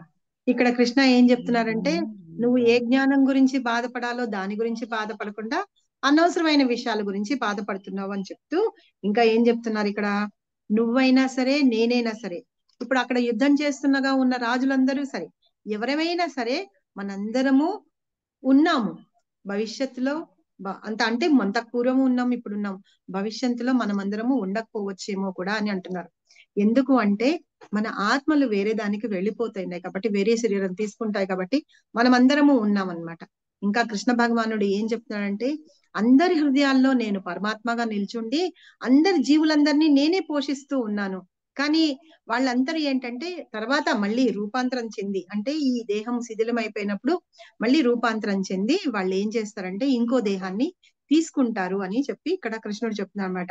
ఇంకా ఏం చెప్తున్నారు అంటే, మీరు ఈ విషయాలన్నిటినీ ఎవరు తెలుసుకోగలుగుతారు అంటే అంటే సాధు పురుషులు, అంటే ఎవరైతే భగవంతుడి గురించి తెలుసుకొని ఉంటారో, సిద్ధ పురుషులు వాళ్ళు ఎవరైతే ఉంటారో, శుద్ధ భక్తులు ఎవరైతే ఉంటారో వాళ్ళు మాత్రమే భగవంతుడి గురించిన ఈ జ్ఞానాన్ని తెలుసుకోగలుగుతారు అని ఇక్కడ కృష్ణుడు చెప్తున్నారు అనమాట అర్జునుడికి. ఇంకా ఏం చెప్తున్నారు, నిత్యో నిత్యానాం చేతనానాం అని, అంటే భగవంతుడు ఎప్పుడు నిత్యం, మనందరం కూడా నిత్యమే. కాకపోతే ఏంటంటే మనం శరీరం శిథిలం అయిపోతుంది, అంటే ఈ ఆత్మ వేరే చోటకి వెళ్ళిపోతుంది కాబట్టి మనందరము నిత్యం ఉంటాము అని చెప్పి ఈ విషయాన్ని గురించి అర్జునుడికి చెప్తున్నారు అనమాట. అర్జునుడికి తెలిపిన ఈ విషయం గురించి ఎవరైనా చదవంటారు? నెక్స్ట్, నిత్యో నిత్యానాం చేతనశ్చేతనానాం ఏకో బహూనాం యో విదధాతి కామాన్ తస్మాత్ తమాత్మస్థం యే సుపశ్యంతి ధీరాస్తేషాం శాంతి శాశ్వతి నేతారేషాం. అర్జునుడు తెలుపబడిన ఈ వైదిక సత్యము వాస్తవమునకు జ్ఞానరహితులైనను గొప్ప జ్ఞానవంతులుగా నటించు జనులందరి కొరకై చెప్పబడినది. తానును అర్జునుడు మరియు యుద్ధరంగమున సమకూడిన రాజులందరూ నిత్యులైన జీవులనియు మరియు బద్ధావస్థలోను ముక్తావస్థలోను వ్యక్తిగత జీవులందరినీ తానే శాశ్వత పోషకుడుననియు భగవానుడు ఇక్కడ స్పష్టంగా చెప్పుచున్నాడు. దేవాది దేవుడే పరమ పురుషుడు. భగవాన్ని శాశ్వత సహచరుడైన అర్జునుడుకు అక్కడ సమకూడిన రాజులందరూ శాశ్వతములైన వ్యక్తిగత ఆత్మలు. వారు భూతకాలమును ఏ సమయమునందును వ్యక్తిగత జీవులుగా ఉండకపోలేదు, ఇక ముందు కూడా శాశ్వత వ్యక్తిగత ఆత్మలుగా ఉండకపోరు. అనగా వారి వ్యక్తిత్వము భూతకాలమునందు నిలిచి ఉండెను, భవిష్యత్తునందున కూడా ఎట్టి అవరోధము లేకుండా నిరంతరము కొనసాగుచున్నది.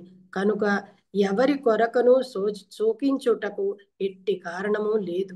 హరే కృష్ణ. Thank you Mataji.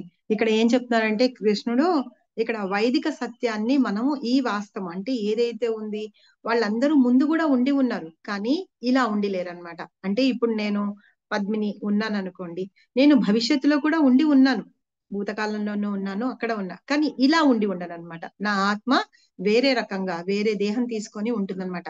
ఆ రకంగా మనం అందరం శాశ్వతంగా ఉంటూనే ఉన్నాం. కానీ కొంతమంది ఏం చేస్తారంటే ఈ వైదిక సత్యం ఏదైతే ఇప్పుడు భగవంతుడు చెప్తున్నారో ఆ సత్యాన్ని వాళ్ళు తెలుసుకోలేకుండా ఉంటారనమాట. ఎందుకు తెలుసుకోలేరంటే వాళ్ళనే గొప్ప జ్ఞానవంతులుగా చెప్పుకుంటూ నటిస్తూ ఉంటారు అని చెప్తున్నారు అనమాట. వాళ్ళంటే బయటికి కనిపిస్తూ ఉంటారు కానీ వాళ్ళు నిజంగా జ్ఞానవంతులు కాదు, వాళ్ళకి ఇలాంటి జ్ఞానము తెలియదు అనమాట. అలాంటి వాళ్ళ కోసమే భగవంతుడు ఏం చేస్తున్నాడు అంటే ఈ విషయాన్ని అర్జునుడికి చెప్తున్నారు అనమాట. అక్కడ ఉన్న రాజులందరూ కూడా అంతకు ముందు కూడా ఉండి ఉన్నారు, ఇప్పుడు ఉన్నారు, తర్వాత భవిష్యత్ కాలంలో కూడా ఉంటారనమాట. కానీ ఇక్కడ ఏంటంటే మనందరము ఒక బద్ధావస్థలో ఉన్నాం. బద్ధావస్థ అంటే మనం అటాచ్మెంట్ అన్నమాట, కొన్నిటికి మనం బాండ్ అయిపోయి ఉన్నాం, అది ఆ బంధించబడి ఉన్నాం కదా. అలాంటి వాళ్ళందరినీ ముక్తావస్థలో ఉన్న జీవులకి వీళ్ళందరికీ కూడా భగవంతుడు అంటే ముక్తావస్థ అంటే ఈ జ్ఞానం తెలిసిన వాళ్ళు, అంటే బాండేజ్ లేని వాళ్ళని ముక్త జీవులు అని అంటారు. మనం బంధింపబడి ఉన్నాం కాబట్టి మనందరం అటాచ్మెంట్ అంటున్నాం కదా ఇందాడి నుంచి, అలా ఉన్నాం కాబట్టి మనల్ని బద్ధ జీవులు అంటారు అనమాట.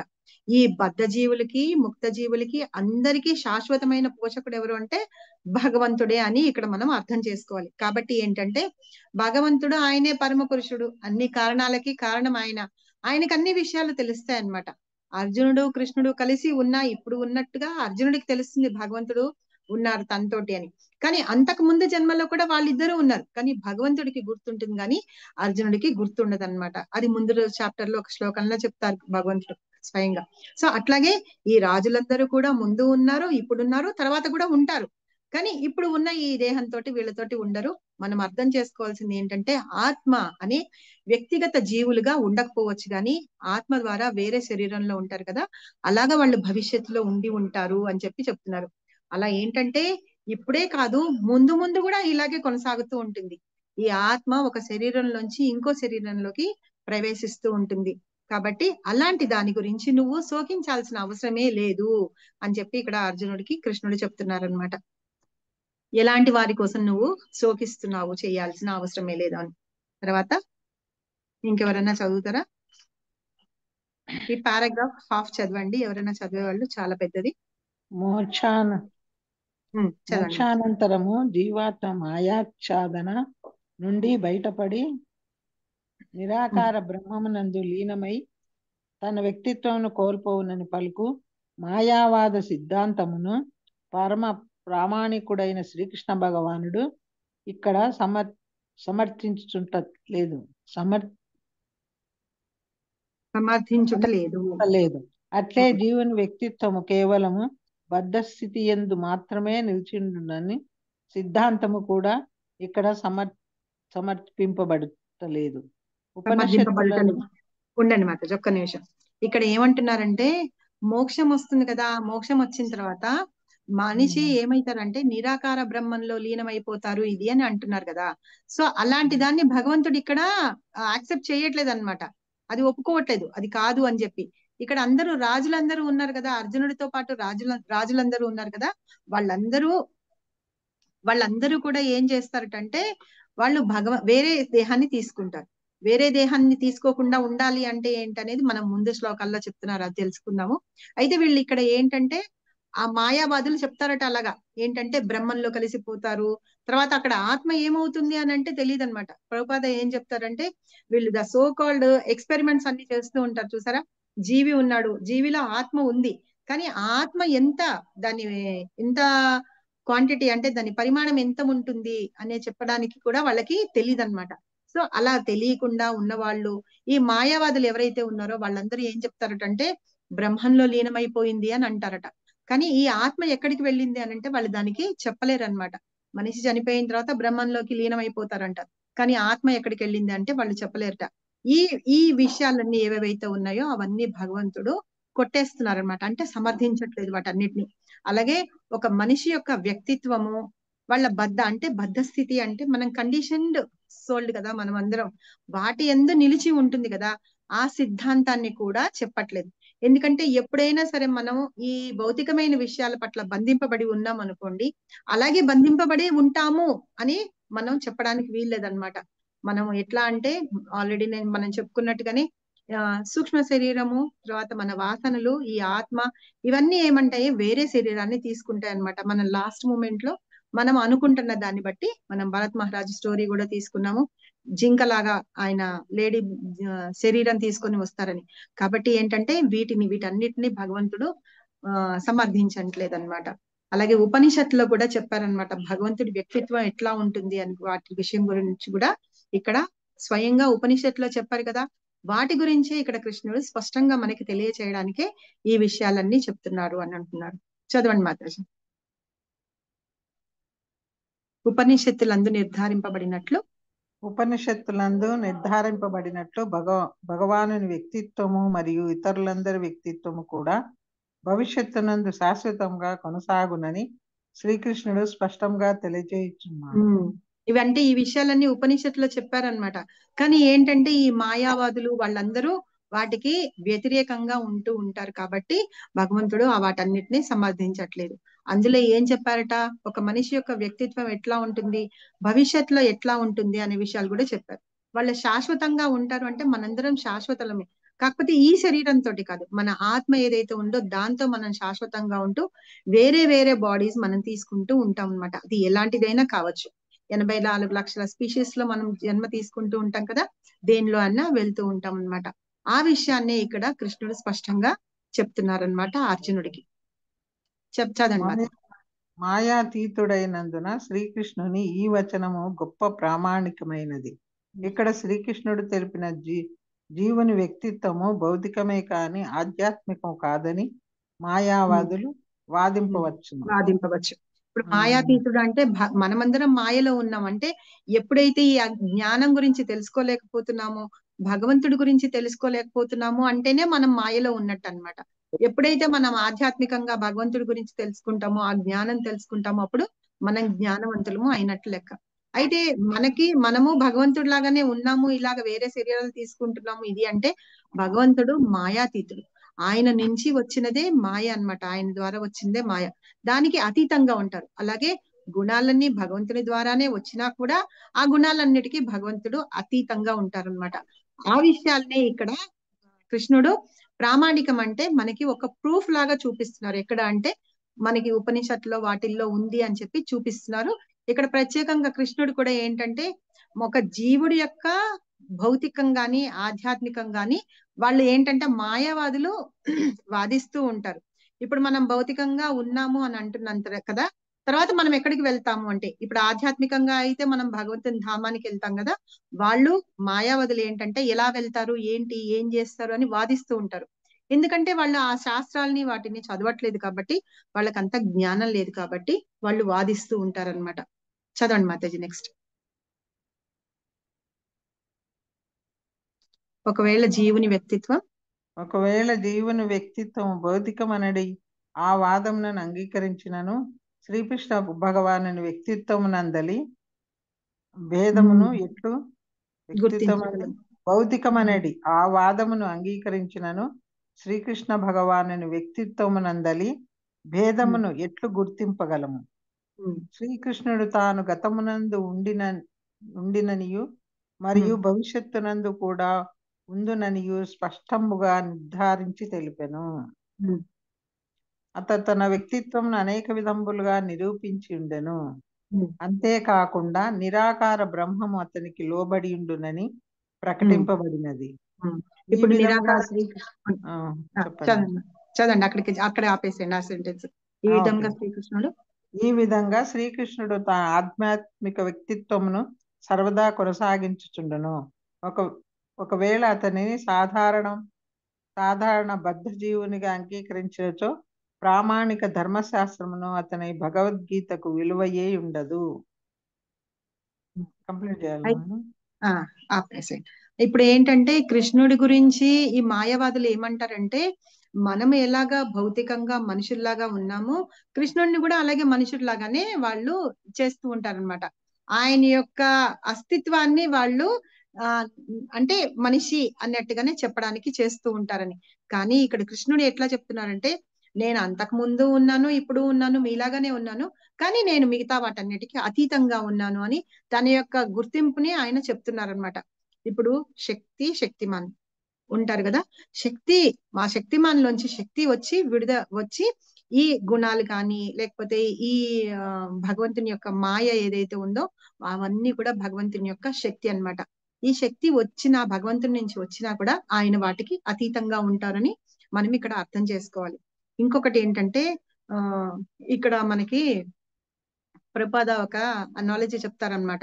ఇప్పుడు మనము భగవంతుని గురించి కొంతమంది అంటారు కదా, నిజంగానే భగవంతుడు ఉన్నాడా, చూసారా మీరు, ఏంటి ఇది అని అంటే, మనం చెప్పాలి అంటే గనక ఎలా చెప్పాలి అంటే, ఇప్పుడు సపోజ్ మనం prime minister no chief minister no మనం చూడాలని వెళ్ళాలనుకోండి, వాళ్ళైనా సరే అపాయింట్మెంట్ ఉందా లేదా, వాళ్ళకి ఏం పని అంటే, మనం వెళ్ళాలి అనుకుంటే గనక ఏం పని మీద మనం వెళ్తాము అనే విషయాన్ని బట్టి మనం వెళ్లాల్సి ఉంటుందన్నమాట. ఒక్క నిమిషమే ప్లీజ్, నేను మా నాన్న కాల్ చేస్తాను.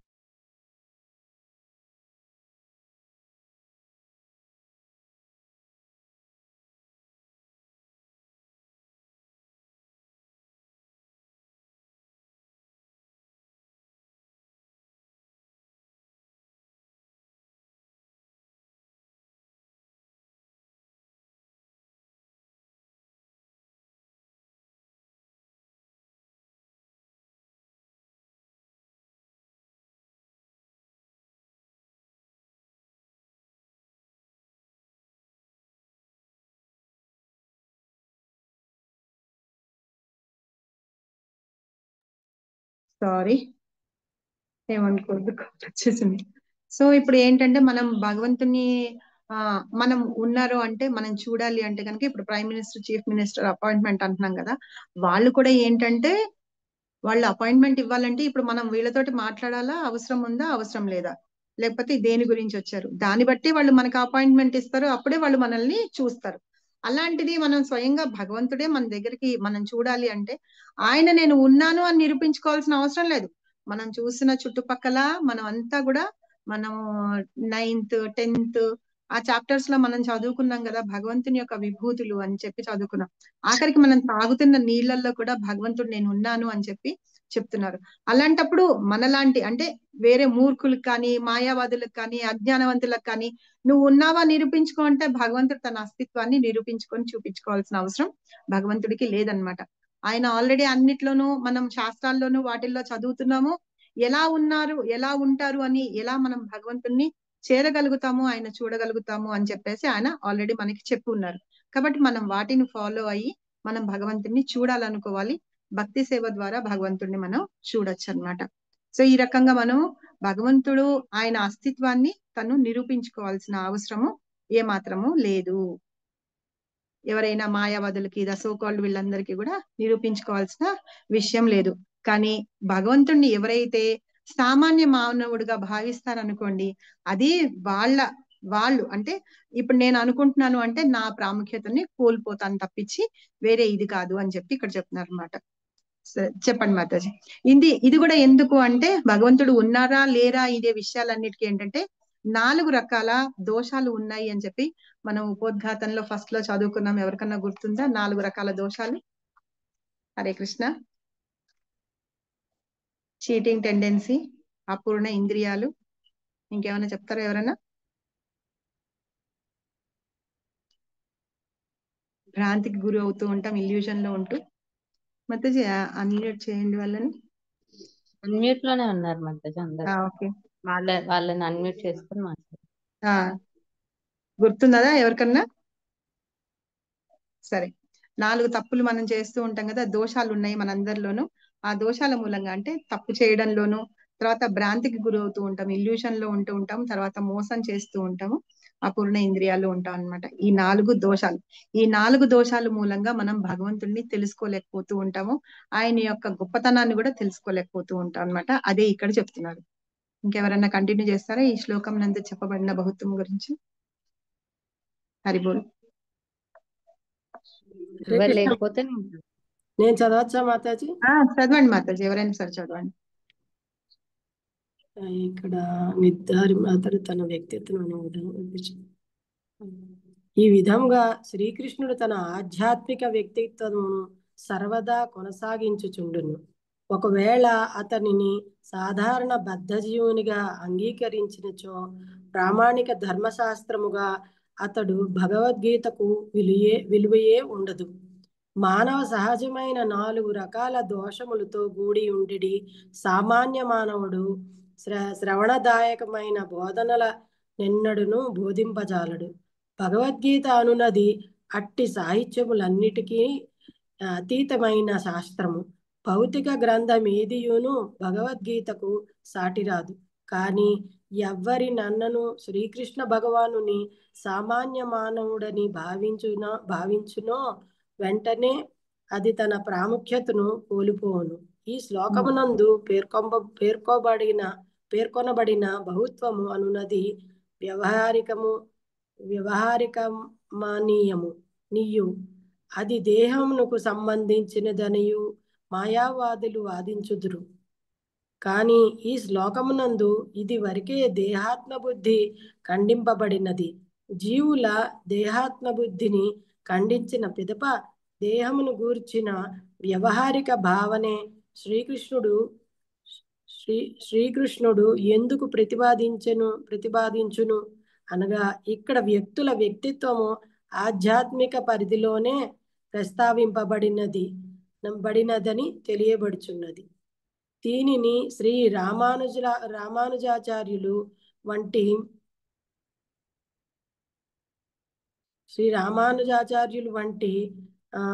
గొప్ప ఆచార్యులందరూ సమర్థించి ఉన్నారు. కనుక భగవద్భక్తులచే ఆధ్యాత్మిక వ్యక్తిత్వము అవగతము చేసుకొనబడినని భగవద్గీత యందు పలు చోట్ల స్పష్టంగా పేర్కొనబడినది. శ్రీకృష్ణుడు దేవాది దేవత్వము పట్ల అసూయ కలిగి ఉండిన వారు ఈ గ్రంథమును అవగాహన చేసుకొనుటకు ప్రయత్నించుట మనునది రుచి కొరకై తేనెటీగ తేనె సీసాను నాకిన చందముగా నుండును. ఆ సీసా మూతను తెరవనిదే ఎవరునూ తేనె రుచిని చూడలేరు. అట్లే గీతయందలి చతుర్థ అధ్యాయమునందు తెలుపబడినట్లు శ్రీకృష్ణుని భక్తులైన వారికే భగవద్గీత మహిమ చక్కగా అవగాహన కాగలదు. ఇతరులెవ్వరునూ దీని రుచి చూడలేరు. భగవాన్ని ఉనికినే సందేహించుచు అసూయగ్రస్తులైన వ్యక్తులు గీతను స్పర్శించుటకు కూడా సమర్థులు కాజాలరు. కనుకనే గీత యొక్క మాయావాద భాష్య సంపూర్ణతమును తప్పుదారి పట్టించుటయే యగును. శ్రీ చైతన్య మహాప్రభు మాయావాద భాష్యము పఠింపరానిదనియు అట్టి మాయావాద తత్వమును అంగీకరించని వాడు నిజమైన గీతారహస్యమును అవగతము చేసుకొను శక్తినంతటినీ కోల్పోవునని హెచ్చరించిరి. వ్యక్తిత్వమును అశాశ్వతమైన భౌతిక జగత్తుకు సంబంధించినదైనచో భగవానుడు గీతను బోధింపనవసరమే లేదు. అనగా జీవుని మరియు భగవాని వ్యక్తిత్వము నిత్య సత్యము. పైన పేర్కొనబడినట్లుగా ఈ విషయములు వేదముల చేత సమర్థింపబడినది. హరే కృష్ణ. థ్యాంక్ యూ మాతాజీ. హరే కృష్ణ. ఇక్కడ ఏం చెప్తారంటే ఈ మాయావాదులు ఎవరైతే ఉంటారో భగవంతుడిని ఒప్పుకోరు కదా, వాళ్ళు ఎలా ఉంటుందటంటే ఒక తేనె సీసాని, ఇప్పుడు మనం తేనె టేస్ట్ చూడాలంటే ఏం చేయాలి? బయట సీసా పైన మూత పెట్టేసేసి దాని చుట్టూతో నాకితే ఏం లభిస్తుంది? ఏం లభించదు కదా. కాబట్టి ఏంటంటే ఎప్పుడైనా మనం వెళ్ళి అక్కడ ఉండి చూసి భగవంతుని గురించి తెలుసుకుంటే తప్పించి మనకు తెలియదు అనమాట. అలాగే ఈ గీతా జ్ఞానం అనేది ఏంటంటే మనం స్వయంగా భగవంతుడు చెప్పింది మనం విని తెలుసుకొని నేర్చుకోవాలి. నేర్చుకుంటేనే మనకి అర్థమవుతుంది. ఇలా మాయావాదులు వాళ్ళు ఏం మాట్లాడుతూ ఉంటారంటే భగవంతుడికి అస్తిత్వమే లేదు అని చెప్పేసి మాట్లాడుతూ ఉంటారు. అలాగే ఈ ఆత్మ మళ్ళీ వేరే జన్మ లేదు అని కూడా మాట్లాడతారు అనమాట. అయితే ఈ శ్లోకంలో ఏం చెప్తున్నారంటే పునర్జన్మ కూడా ఉంటుంది అని. అంటే పునర్జన్మ అంటే ఈ ఆత్మ వెళ్ళి వేరే ఆత్మ మళ్ళీ దేహాన్ని తీసుకుంటూ ఉంటుంది. కాబట్టి ఆ విషయాలన్నిటి గురించి కూడా ఈ శ్లోకంలో చెప్తున్నారు. ఈ దేహాత్మ బుద్ధి అనే విషయం అంటే నేను దేహాన్ని, నేను ఆత్మని కాదు అని ఎవరైతే ఉంటారో దాన్ని దేహాత్మ బుద్ధి అంటారనమాట. ఆ బుద్ధి దాన్ని ఖండిస్తూ ఉంటుంది ఈ శ్లోకం. అలాగే ఈ భగవద్గీత అనేది మనం చదవాలి, తెలుసుకోవాలి. అసలు కృష్ణుని గురించి మనం తెలుసుకోవాలి అంటే భగవద్గీతని మూసి పెట్టేసి అలా పెట్టుకోవడం మూలంగా కాదు. యాజ్ ఇట్ ఈజ్ అంటే చాలా మంది ఏం చేస్తారు, పుస్తకాలు తీసుకుంటారు, యాజ్ ఇట్ ఈజ్ గా అట్లాగే పెట్టేస్తారు. ఓపెన్ కూడా చేయరు, ఆ ప్లాస్టిక్ కవర్ కూడా చింపకుండా అట్లాగే పెట్టుకుంటారు. అలా పెట్టుకున్నంత మాత్రాన మనకి భగవద్గీతలో ఉన్న జ్ఞానం వచ్చేసేది అనమాట. కాబట్టి ఏం చేయాలంటే ఆ భగవద్గీతలో ఉన్న జ్ఞానాన్ని మనం తెలుసుకోవాలంటే అది ఓపెన్ చేయాలి.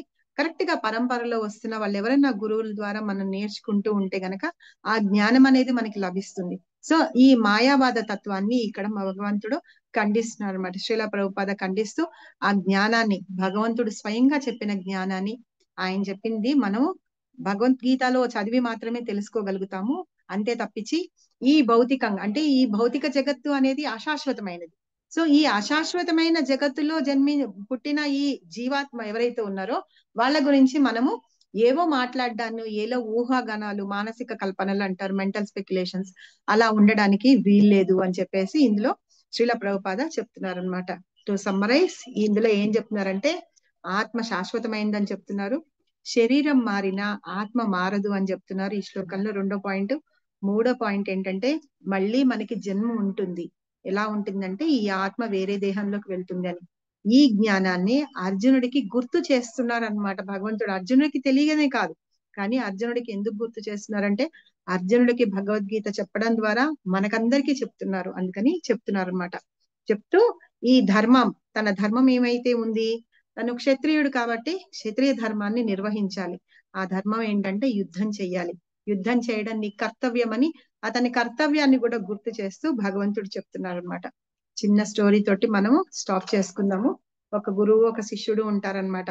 ఆ శిష్యుడు అడుగుతాడు, అప్పట్లో ఏంటంటే ఇప్పుడు మనకి ఏదో గొడుగులు మామూలు అలాంటి గొడుగులు వచ్చేసాయి. అప్పుడంటే వెదురుతోటి వాటితోటి అల్లిన గొడుగులు అవే ఉండేవి కదా. అవి కొన్ని రోజులు అయిన తర్వాత అవి మామూలుగా వానలో తడిసిపోయి ఇవి అయిపోతే కొంచెం చీగిపోయి అవి ఇవి అయిపోతాయి అన్నమాట. అంటే కొంచెం పాడైపోతూ ఉంటాయి. అవి ఎట్లా అయితే పాడైపోతాయి కదా. అయితే ఒక శిష్యుడు అడుగుతాడు అనమాట, గురువు గారు ఈ గొడుగుని మొన్ననే నేను తీసుకొని వచ్చాను, వానలో తడిసిన తర్వాత ఇట్లా అయిపోయింది అని. అది ఈ మొత్తం అంతా చోట కూడా అంటే ఈ భౌతిక జగత్తు కూడా అలాగే కొన్ని రోజుల తర్వాత ప్రళయం వచ్చిన తర్వాత మునిగిపోతుంది.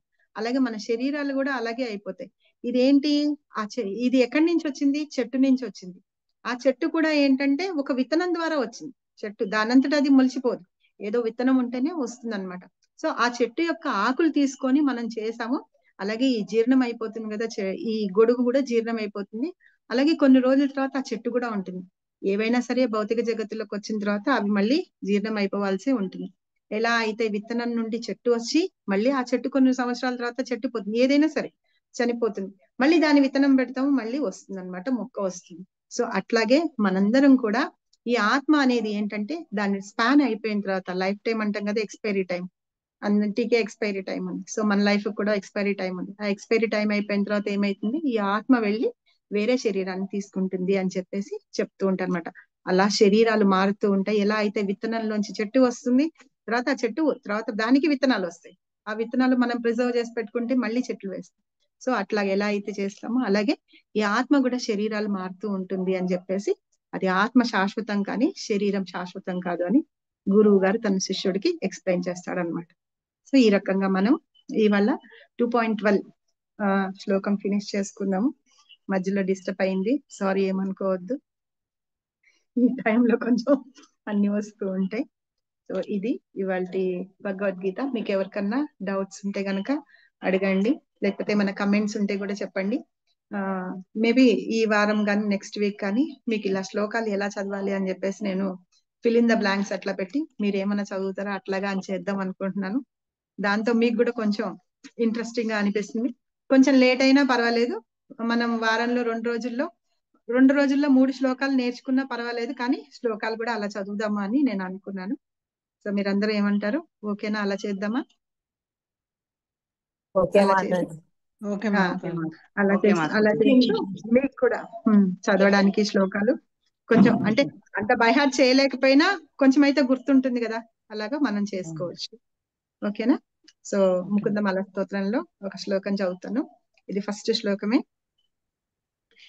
శ్రీవల్లభేతి వరదేతి దయాపరేతి భక్త ప్రియేతి భవలుంటన కోవిదేతి నాథేతి నాగశయనేతి జగన్నివాసేతి ఆలాపినం ప్రతిదినం కురు మాం ముకుంద అన్నమాట.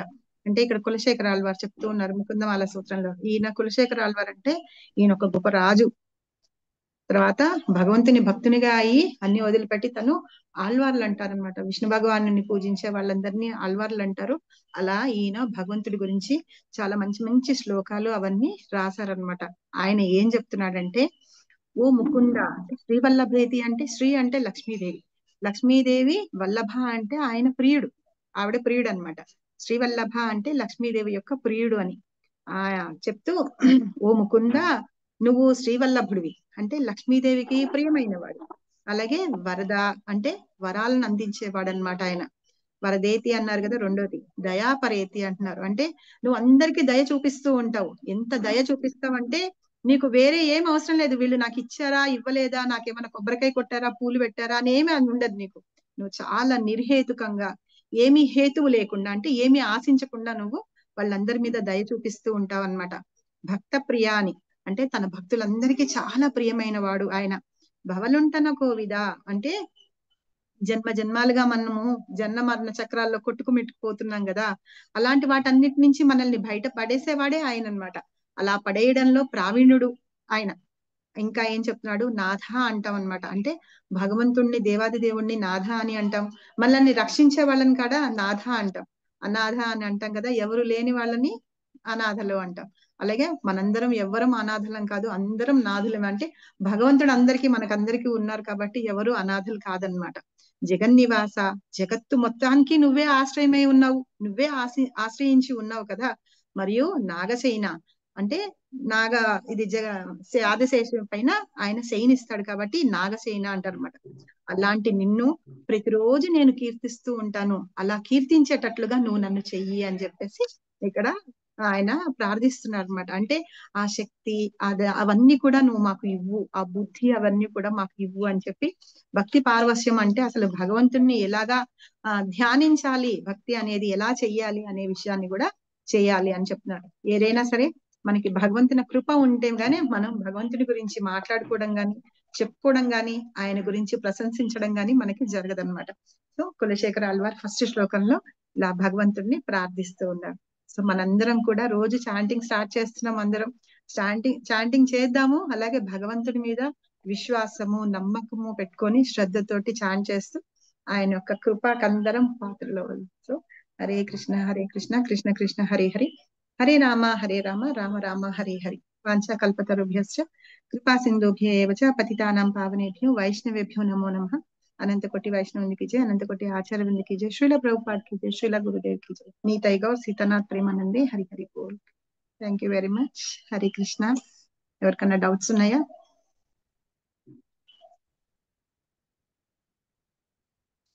హరి బోల్. ఎవరికి డౌట్స్ ఉన్నాయా లేకపోతే కమెంట్స్ ఏమన్నా ఉన్నాయా? పోనీ హరే కృష్ణ మాతాజీ. ముకుందమాల శాస్త్రం కొంచెం ఇందులో పెట్టండి. ముకుందమాల స్తోత్రం నేను బుక్ మొత్తం అట్లా లేదు పీడిఎఫ్ లాగా, కానీ నేను చెప్పే శ్లోకాలు రోజు పెడతాను. ఇదే బుక్, ఇది రివర్స్ లో కనిపిస్తుంది. ఎక్కడన్నా దొరుకుతుంది, మన హ్యాబిట్స్ టెంపుల్ లో అన్ని చోట్ల దొరుకుతుంది, చూడండి. కానీ నేను రోజు చెప్పే శ్లోకం మాత్రం నేను అందులో పెడుతూ ఉంటాను. నాకు అందులో చాలా మంచి మంచి శ్లోకాలు ఉన్నాయి. అది మన సిచ్యువేషన్ కి తగ్గట్టుగా మనం చెప్పుకుంటా ఉంటాం కదా, కంటిన్యూస్ గా అంటే సీక్వెన్స్ లాగా పెట్టకుండా నేను అలాగా నేను చెప్తూ ఆ టాపిక్ కి రిలేటెడ్ గా చెప్తా కదా, అట్లాగా పెడతాను శ్లోకం. హరే కృష్ణ మాతాజీ. మన దాంట్లో పెట్టారు కదా ఇది ద్వారకా టూర్ ది ట్రిప్ ది. అవును అవును. చేస్తున్నాను మాతాజీ. వెళ్ళండి మాతాజీ, రిజిస్టర్ వెళ్ళండి. చేస్తున్నాను. వెళ్ళండి. థ్యాంక్ యూ వెరీ మచ్ అది ఆ మెసేజ్ పెట్టినందుకు. హరే కృష్ణ మాతాజీ, థ్యాంక్ యూ. అరే బోలో. సరే, ఇంకెవరికి డౌట్స్ లేకపోతే మనం ఎండ్ చేసేద్దాం మీటింగ్. ఎండ్ చేసేనా? మాతాజీ మీ